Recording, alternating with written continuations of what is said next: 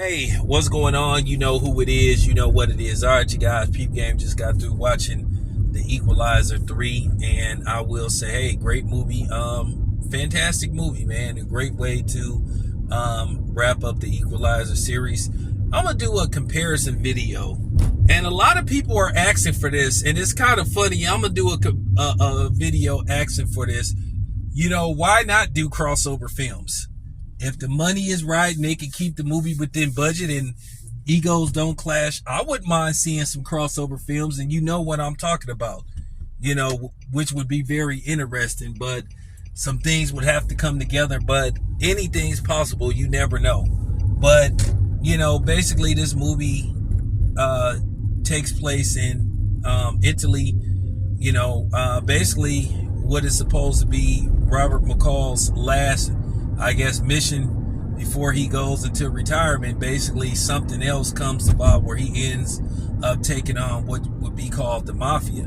And, you know, the movie starts off slow, but then, you know, basically the last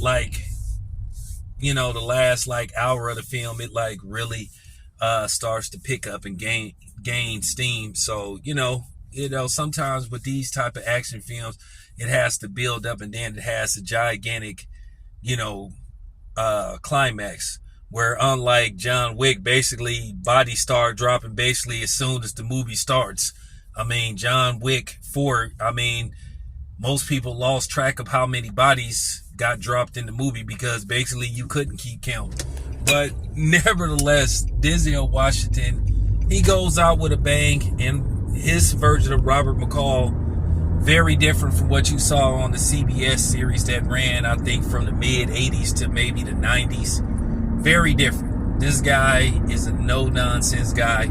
He doesn't play, and he will not hesitate to take you out. But I really enjoyed this series, and the movie ends on a good note where basically there's always an opening for, who knows, maybe a fourth Equalizer. But, you know, Denzel Washington is up there in age, at age 68, but you never know.